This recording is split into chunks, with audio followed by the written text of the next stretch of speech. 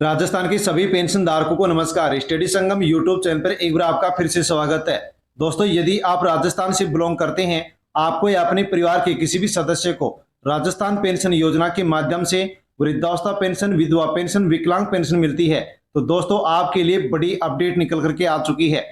साथियों, राजस्थान में वृद्धावस्था पेंशन, विधवा पेंशन, विकलांग पेंशन, लघु सीमांत जो पेंशनर हैं वो राजस्थान में 91 लाख हैं। और दोस्तों, इन 91 लाख पेंशन धारकों में से इनको पेंशन 1300 रुपए जारी कर दी गई है। हाँ दोस्तों, आपके लिए बड़ी अपडेट आ चुकी है।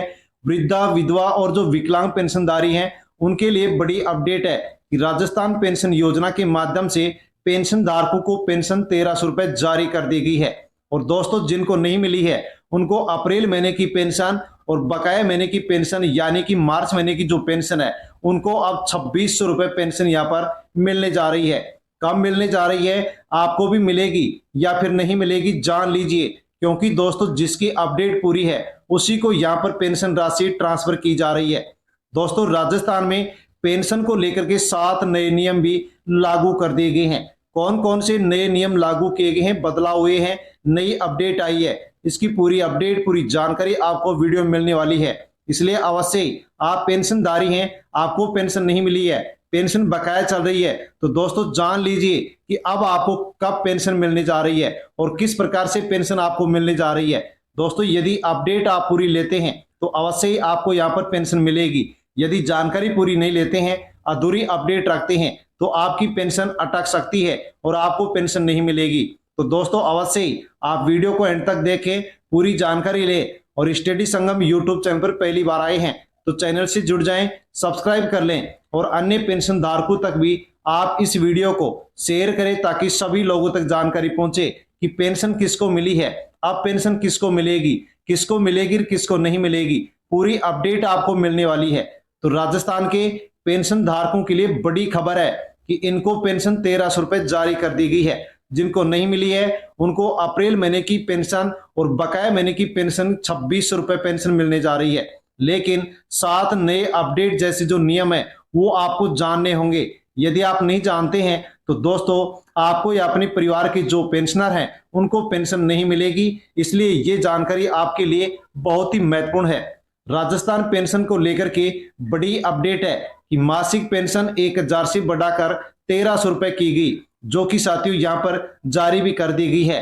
अप्रैल और मई का बकाया पेंशन आपका साथियों 2600 रुपए अब आपको मिलने जा रहा है, जो कि डीबीडी के माध्यम से बैंक खाते में ट्रांसफर होगा।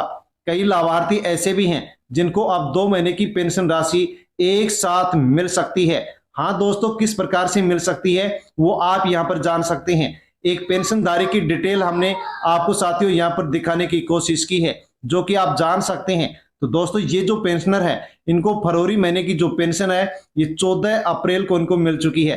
1350 मिली है, 50 रुपए रिकवरी की गई है। कुछ लोगों को 1300 पेंशन रुपए यहाँ पर मिली है। साथ में दोस्तों, मार्च महीने की जो पेंशन है वो यहाँ पर बिल बन चुका है लेकिन ट्रांसफर नहीं की गई है। 1300 रुपए पेंशन मिलेगी। जिनको फरवरी की नहीं मिली है उनको फरवरी और मार्च महीने की जो पेंशन है वो यहाँ पर इनको 2600 मिलेगी। अप्रैल का अभी तक बिल नहीं बना है, मई का महीना का पेंशन का बिल अब बाकी है जो कि बनेगा। तो दोस्तों, आपको ये 1300 रुपए या फिर 2600 रुपए तभी आपको मिलेंगे जब आप इन साथियों नियमों के बारे में जानेंगे, अपडेट पूरी करेंगे, वरना आपकी पेंशन अटक सकती है और बकाया पेंशन भी आपको नहीं मिलेगी। तो दोस्तों, जान लीजिए कि कौन कौन से नए नियम साथियों लागू किए गए हैं, जो कि आपके लिए नई अपडेट है। दोस्तों, पहला यहाँ पर नियम लागू किया गया है, डॉक्यूमेंट में नाम सही होना जरूरी है वरना पेंशन अटक सकती है। आपके आधार कार्ड में, बैंक खाते में, पेंशन रिकॉर्ड में, राशन कार्ड में, जन आधार कार्ड में यहाँ पर पेंशनधारी का जो नाम है वो एक जैसा होना चाहिए। यदि आपके नाम में, आपकी स्पेलिंग में यदि गलती है तो पेंशन अटक सकती है। इसलिए आप अपने सभी डॉक्यूमेंट चेक अवश्य कर लें ताकि आसानी से आपको पेंशन मिल सके और बिना रुकावट की पेंशन मिल सके।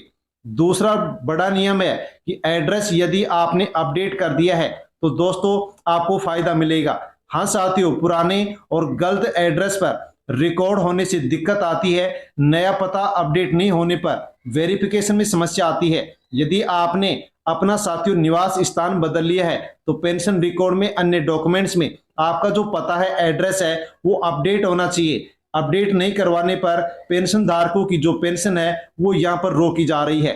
तीसरा नियम, आधार कार्ड के अलावा अन्य दस्तावेज भी यहाँ पर पेंशन धारकों के लिए अनिवार्य किए गए हैं।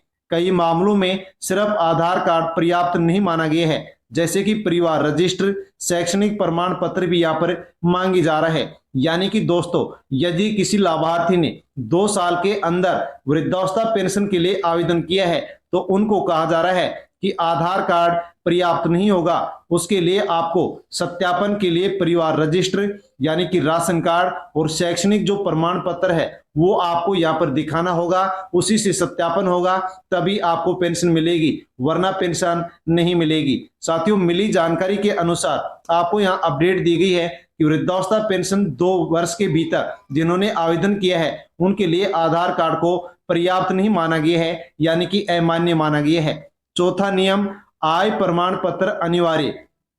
वार्षिक आय तय सीमा के अंदर होनी चाहिए, ज्यादा होने पर पेंशन रोकी जा सकती है। यानी कि दोस्तों, वृद्धावस्था पेंशन विधवा नारी, एकल नारी, परित्यक्त नारी जो पेंशनर हैं उनके लिए प्रत्येक महीने 4,000 रुपए से कम यहाँ पर परिवार की आय हो और वार्षिक माने तो 48,000 रुपए से कम वार्षिक आय होनी चाहिए।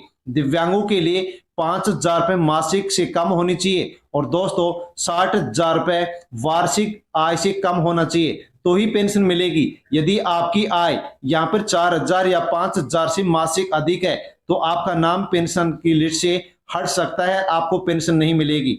साथियों, जैसे कि वार्षिक आय है जो आपकी 48,000, 60,000, मासिक 4,000, 5,000 से अधिक नहीं होनी चाहिए। यदि अधिक है तो पेंशन मिलने में आपको दिक्कत आ सकती है। छठवां नियम है, बैंक खाता सही और सक्रिय होना चाहिए। डीबीटी का ऑप्शन एक्टिव होना चाहिए। यदि बैंक खाता गलत है, जानकारी गलत है तो आपको पैसा नहीं मिलेगा, इसलिए बैंक से संबंधित अपडेट भी पूरी अवश्य रखें। सातवां नियम, पात्रता के अनुसार ही पेंशन मिलेगी। वृद्धा, विधवा और विकलांग श्रेणी यदि आपकी है, आप पात्र हैं तो पेंशन आपको मिलेगी। गलत श्रेणी होने पर पेंशन रोकी जा सकती है, तो आप अवश्य ही अपनी पात्रता की भी जांच कर लें।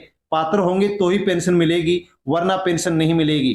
दोस्तों, 91 लाख जो पेंशनधारी हैं उनमें से किनको पेंशन नहीं मिलेगी, आप भी जान सकते हैं कि आपको पेंशन मिलेगी या फिर नहीं मिलेगी। तो जिनकी जानकारी गलत है, जिनकी आय सीमा अधिक है, जिनका बैंक खाता बंद पड़ा है और डॉक्यूमेंट्स पूरे नहीं है, तो ऐसे लोगों को अब पेंशन नहीं दी जाएगी।